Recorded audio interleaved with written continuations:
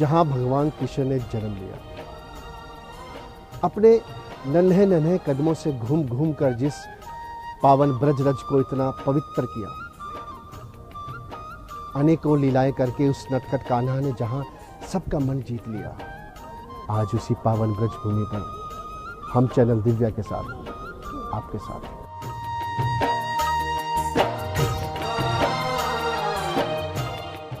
ऐसा कहा जाता है कि पृथ्वी पर 66 तीर्थ हैं और वो सभी चातुर्मास के समय में ब्रज में आकर निवास करते हैं। सारे के सारे तीर्थ इस ब्रज मंडल में समाये हैं। इसीलिए लोग देश से ही नहीं बल्कि विदेशों से भी ब्रज की ओर खींचे चले आते हैं। आए भी क्यों ना, साक्षात भगवान श्री कृष्ण ने इस भूमि को अपने जन्म के लिए चुना, तो इसकी महानता तो अपने आप ही समझ आ जाती है। देखिए, मानव जन्म जो हमें मिलता है, कबहु कर करुणा नर देही, परमात्मा जब बहुत कृपा करते हैं तो हमें मनुष्य जन्म देते हैं। और हमारी 84 लाख योनियां हैं। 84 लाख योनियों में भ्रमण करने के बाद व्यक्ति मानव रूप में आता है। पुनरपि जननम पुनरपि मरणम पुनरपि जननी जठरे शयनम, बार बार जन्म लेना, बार बार मर जाना, बार बार माता के गर्भ में आना, ये चलता रहता है। 84 लाख योनियां हैं। तो ब्रजमंडल जो है 84 कोस में है।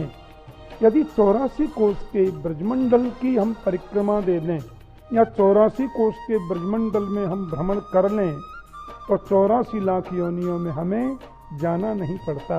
फिर तो नॉन स्टॉप मुक्ति है सीधे, फिर कहीं जाने की जरूरत नहीं पड़ती। इसलिए हमारे ब्रज में 84 कोस की परिक्रमा का बड़ा भारी महत्व है।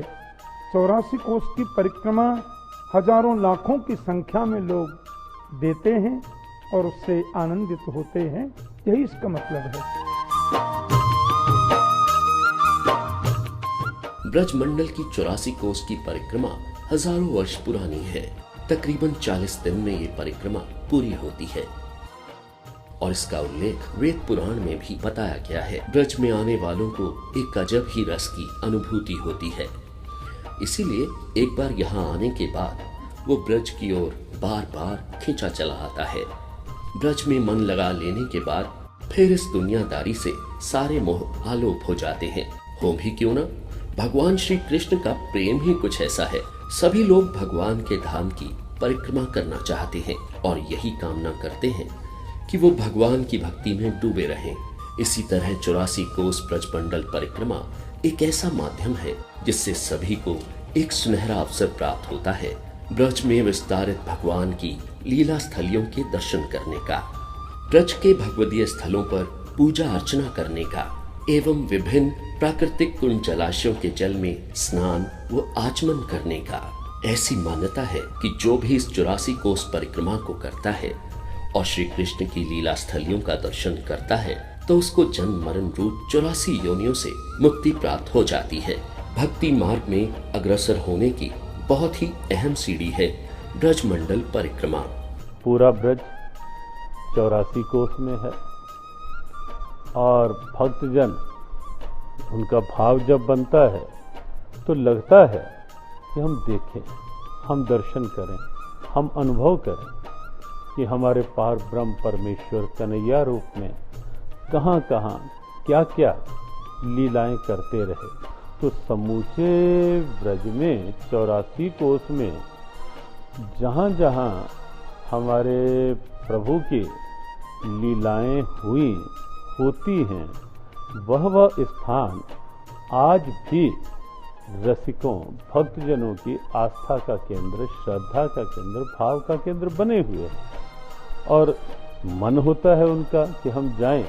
तो इसीलिए ब्रज 84 परिक्रमा के रूप में कन्हैया की समस्त लीला स्थलियाँ, क्रीड़ा स्थलियाँ, दिव्य स्थलियों के दर्शन सुलभ हो पाते हैं। कहा जाता है ब्रज 84 कोस में 4 गांव निज धाम, वृंदावन और मधुपुरी, बरसानो नंदगांव। इन चारों स्थानों पर पहले वन हुआ करते थे। आज भी यहाँ आने पर आप भक्ति, प्रेम, साधना और सरल जीवन को अनुभव करते हैं। पुराणों में ब्रज में 12 वनों का उल्लेख किया गया है, जो कि इस प्रकार है: मधुवन, तालवन, कुमुदवन, बहुलावन, कामवन, खरिदवन, वृंदावन, भद्रवन, भांडीरवन, बेलवन, लोहवन और महावन।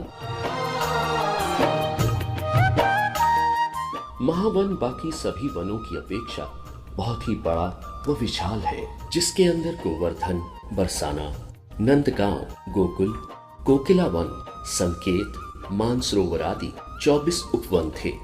पहले के प्राचीन समय में ब्रज का 84 कोस आज की तरह दिखाई नहीं पड़ता था, बल्कि सघन वनों से आच्छादित क्षेत्र था।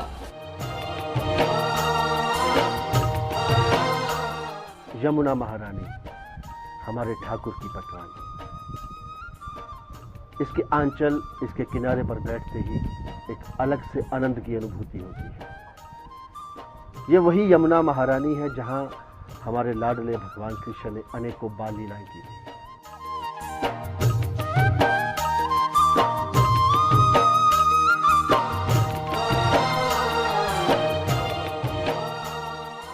जिस प्रकार भगवान श्री कृष्ण ब्रज संस्कृति के जनक कहे जाते हैं, उसी प्रकार यमुना नदी इसकी जननी मानी जाती है। यमुना देवी को कालिंदी के नाम से भी जाना जाता है और भगवान कृष्ण की प्रिय रानियों में कालिंदी नदी भी शामिल है। भगवान कृष्ण ने अपनी किशोर अवस्था तथा युवावस्था में कालिंदी के तट पर उनको आनंद देने के लिए अनेकों लीलाएं की हैं। यमुना नदी ब्रजवासियों की माता है और ब्रज में उन्हें यमुना मैया कहा जाता है। यमुना नदी यमुनोत्री नामक जगह से निकलती है और गंगा नदी की सबसे बड़ी सहायक नदी है। यमुनोत्री पर्वत से निकलकर ये नदी अनेक पहाड़ी दर्रों और घाटियों से निकलती है और प्रयाग में गंगा मां से मिल जाती है। यमुना महारानी जमदूतों की यातना जो है वो टार देती हैं। जमुना स्नान का बड़ा ही महत्व है। जमुना जी का जलपान करने का बड़ा ही महत्व है। जब भी जमुना किनारे जाएं तो सबसे पहले जमुना जी को नमस्कार करें, फिर आचमन करें। शुद्धिकरण करने के बाद, नमस्कार करने के बाद जमुना जी में प्रवेश करें और स्नान करें। स्नान करने के बाद फिर जो है आप कुछ दान पुण्य इत्यादि कर सकते हैं। इस तरह की व्यवस्था जमुना जी की है। जमुना जी प्रत्यक्ष हैं। हम लोग भगवान कृष्ण का दर्शन नहीं किए हों मान लो, लेकिन जमुना जी तो की हैं। जिस जमुना जी में भगवान कृष्ण स्नान करते थे वो जमुना प्रत्यक्ष है। इसलिए जमुना जी का महत्व सर्वोपरि है। ब्रज में यमुना मां का बहुत ही महत्वपूर्ण स्थान है। यमुना सूर्य देव की बेटी और यमदेव की बहन है। अपनी सौतेली मां छाया से रुष्ट होकर यमदेव ने अपना अलग स्थान चुना था और यमुना उस समय भगवान कृष्ण के वैकुंठ में चली गई थी। लेकिन शास्त्रों में ऐसा भी बताया जाता है कि यमदेव तथा यमुना देवी में बहुत ही प्रेम था और उनकी सौतेली मां छाया ने यमदेव को श्राप दे दिया था। तब यमुना देवी ने अपने भाई की रक्षा के लिए इस धरती पर आकर तपस्या की थी। रक्षाबंधन तथा भाई दूज इन्हीं दोनों के प्रेम का प्रतीक हैं। भगवान श्री कृष्ण की रानी यमुना जी उनकी इस धरती पर लीलाओं की सहायिका है। श्री कृष्ण स्वरूपिणी महारानी यमुना जी वृंदावन के 3 ओर कलकल करती हुई बहती है। लेकिन वर्तमान काल में यमुना जी की एक ही धारा है जिसके तट पर वृंदावन बसा हुआ है। यमुना जी के घाटों में सुसज्जित कदमब, तमाल, आम्र, बकुल आदि वृक्षों और उनके विविध कुंज में श्री राधा कृष्ण व गोपियों के संग विहार किया करते थे। ऐसी सौभाग्यवती है यमुना देवी जिन्होंने भगवान की सेवा का सौभाग्य प्राप्त किया। 84 कोस परिक्रमा आरंभ करने से पहले मां यमुना का आशीर्वाद लिया जाता है, जिससे कि सभी की यात्रा मंगलमय हो और भक्ति रस का आस्वादन हो सके।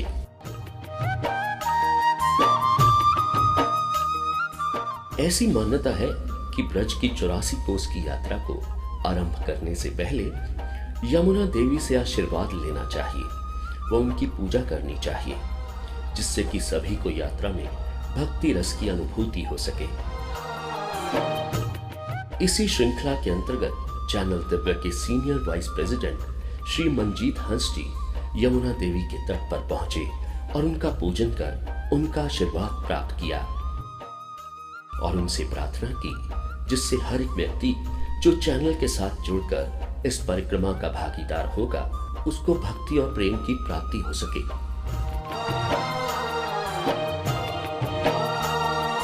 इस यमुना पूजन के दौरान महामंडलेश्वर गीता मनीषी जी श्री ज्ञानानंद जी महाराज खास तौर पर चैनल को अपना आशीर्वाद देने के लिए पहुंचे और यमुना पूजन कर भगवान श्री कृष्ण से चैनल के लिए प्रार्थना की।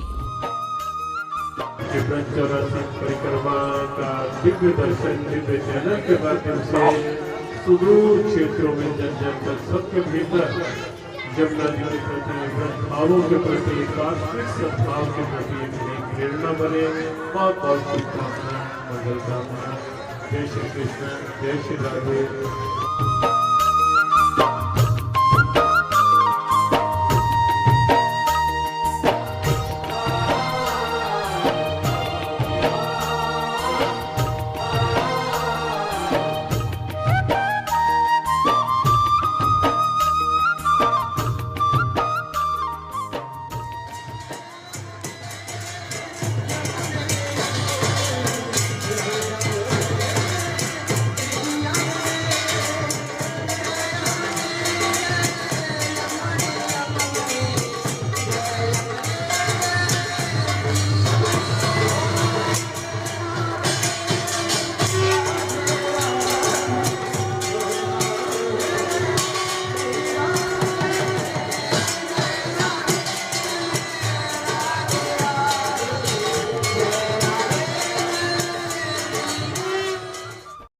आप जैसे ही ब्रज की इस पावन धरा पर कदम रखते हैं, ये भी अनुभव करेंगे कि ब्रजवासी कितनी सादगी भरा जीवन व्यतीत करते हैं। ब्रज की 84 कोस की यात्रा को शुरू करने से पहले यमुना देवी की पूजा कर उनका आशीर्वाद लेकर अब हम पहुंच गए हैं छैल छबीले श्री कृष्ण के वैकुंठ श्री वृंदावन धाम में। अगर आप भी वृंदावन पहुंचने के लिए उत्सुक हैं, तो हम आपको बता दें कि आप दिल्ली से वृंदावन सड़क द्वारा भी पहुंच सकते हैं। दिल्ली से वृंदावन की दूरी है 161 किलोमीटर। दिल्ली से वृंदावन जाने के लिए आप दिल्ली रेलवे स्टेशन से ट्रेन ले सकते हैं, जो कि 141 किलोमीटर का मथुरा तक का सफर तय करती है और मथुरा से वृंदावन तक 10 किलोमीटर का सफर आप सड़क द्वारा भी तय कर सकते हैं। आप दिल्ली से हवाई यात्रा से भी वृंदावन पहुंच सकते हैं। वृंदावन के पास 53 किलोमीटर की दूरी पर आगरा में खैरा हवाई अड्डा स्थित है और फिर सड़क द्वारा वृंदावन पहुंचकर सरलता से श्री कृष्ण की ब्रज भूमि में पहुंच सकते हैं। परमात्मा गोलोक धाम में बैठे थे श्री कृष्ण और श्री राधा रानी से बोले कि मृत्युलोक में हम लोग चलें और मृत्युलोक में चल कर के लीला करें, लोगों को शिक्षित करें, धर्म के प्रति लोग आस्थावान हों। तो राधा रानी बोली फिर कौन सी जगह चलोगे? तो कृष्ण बोले जहां गाय सबसे ज्यादा होंगी उस स्थान पर हमें चलना है, क्योंकि गाय के रोम रोम में देवता निवास करते हैं, गौ माता के रोम रोम में देव वास करते हैं, इसलिए हम गोकुल में चलेंगे। तो गवाम कुलम गोकुलम, गायों का जहां समूह रहता है उसे गोकुल कहते हैं। तो राधा रानी बोली मैं तो नहीं जाती। क्यों नहीं चलेंगी? बोली यत्र वृंदावनम नास्ति यत्र नो यमुना नदी यत्र गोवर्धनम नास्ति तत्र नो रमते मनः। जहाँ वृंदावन नहीं है, जहाँ यमुना जी नहीं है, जहाँ गोवर्धन नहीं है, वहाँ मैं नहीं जाती। क्योंकि गोवर्धन भी गोलोक धाम से आया है, वृंदावन भी गोलोक धाम से आया है, और यमुना तो कृष्ण के हृदय से प्रकट हुई है। तो भगवान ने कहा गोवर्धन से, भाई तुम भी चलो। गोवर्धन बोले, मैं तो वहीं निवास करता हूं जहां गौ माता हो, और गाय सबसे ज्यादा इस भूमि में थी, इसलिए अपने आने से पहले कृष्ण ने गोवर्धन को भेजा। और ये वृंदावन धाम जहां हम लोग बैठे हैं, ये ब्रजमंडल की राजधानी है। वृंदावन को प्रभु ने गोलोक धाम से यहां भेजा, और अपने हृदय से भक्ति स्वरूपा मां यमुना को निकाल करके कलिंद पर्वत से कहा कि तुम ब्रज में होती हुई जाओ। ये तीनों चीज यहां आ गई, तब भगवान का यहां प्राकट्य हुआ। तो इस स्थान को प्रभु ने इसलिए चुना कि यहां गौ माता सबसे ज्यादा थी, यमुना महारानी का पवित्र रूप यहां था, और भगवान का ही स्वरूप है गिरिराज, जो हरिदास ब्रज के नाम से जाने जाते हैं, वो ब्रज में ही वास करते हैं। इसलिए प्रभु ने इस भूमि को चुना कि यह भूमि सबसे पवित्र है।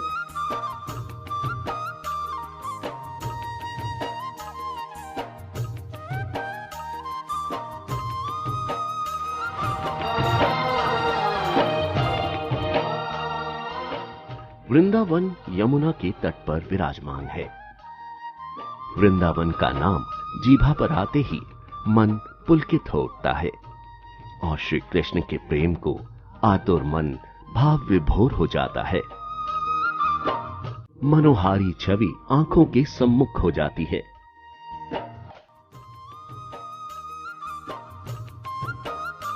वृंदावन में उन्होंने अनेकों लीलाएं की हैं, जिनका वर्णन सभी को ग्रंथों में मिलता है, और यहाँ आते ही वो सारी लीलाएं आंखों के सामने घूमने लगती हैं, जिससे मन भक्ति, भावना तथा श्रद्धा से नतमस्तक हो जाता है। वृंदावन धाम ब्रज का हृदय है, जहां भगवान ने अपना बचपन बिताया है और सभी को मन मोहने वाली छवि के दर्शन करवाए हैं। पद्म पुराण में वृंदावन धाम को भगवान श्री कृष्ण का साक्षात शरीर व उनको सुख प्रदान करने वाला स्थान बताया गया है। इसी वजह से भक्तों में वृंदावन के प्रति अटूट श्रद्धा, प्रेम व विश्वास देखा जाता है। सभी हमेशा लालायित रहते हैं ब्रज धाम में आने के लिए।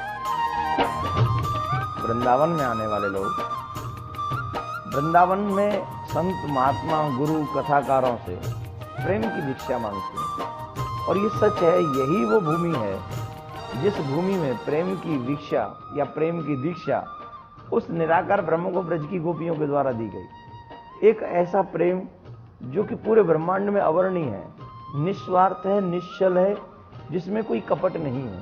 प्रेम की परिभाषा क्या है, ये गोपियां बताती हैं। जहां गिव एंड टेक सिस्टम नहीं है, आजकल तो गिव एंड टेक सिस्टम है, लेकिन प्रेम की भाषा है गोपियों की तरह कि ब्रह्म को भी दिया, ब्रह्म से कुछ पाने की उम्मीद नहीं रखी, भगवान को भी दे देते हैं, भगवान से कुछ लेते नहीं है।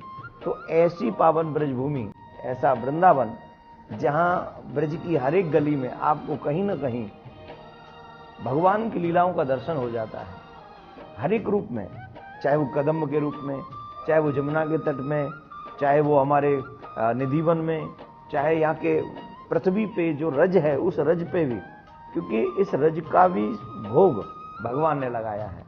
तो ये ब्रज अपने आप में अलौकिक है, दिव्य है। इस रज को माथे पे लगा लेने से ही जीव का कल्याण हो जाता है। ऐसा इसका एक बार मुक्ति कहती है भगवान से, मुक्ति कहे गोपाल से मेरी मुक्ति बताए। भगवान कहते हैं ब्रज रज उड़ मस्तक लगे तो मुक्ति मुक्त है जाए। तो जो मुक्ति को भी मुक्ति देने वाली ब्रज रज है, उस ब्रज रज का स्पर्श प्रेम की भिक्षा हमको प्रदान करता है। तो इसलिए ये ब्रज स्पेशल है, इसका महात्म्य स्पेशल है, और भगवान के धाम तो है ही है, गोलोक धाम ही है, इसीलिए इससे भगवान लीला करते हैं।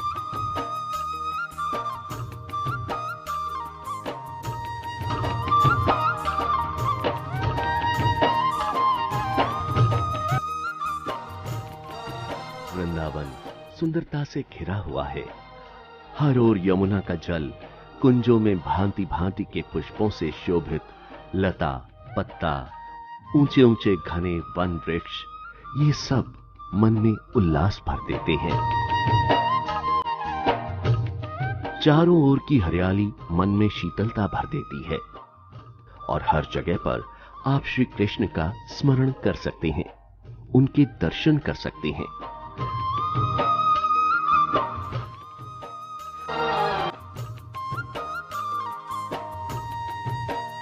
वृंदावन का कण कण रसमय है, जहां आप अटूट भक्ति और विश्वास के रस का आस्वादन करते हैं। वृंदा का अर्थ है तुलसी का पौधा और वृंदावन में तुलसी का वन होने के कारण इसको वृंदावन नाम मिला है। मीरा भाई ने वृंदावन का वर्णन कुछ इस तरह से किया है।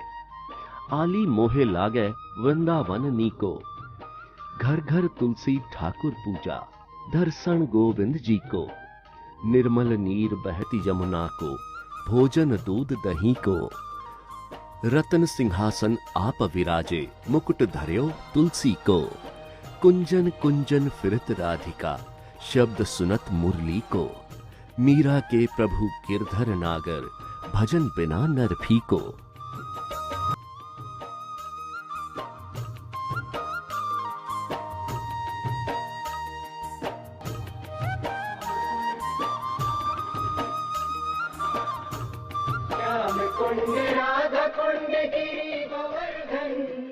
श्याम कुंड राधा कुंड गिरि गोवर्धन, श्याम कुंड राधा कुंड गिरि गोवर्धन,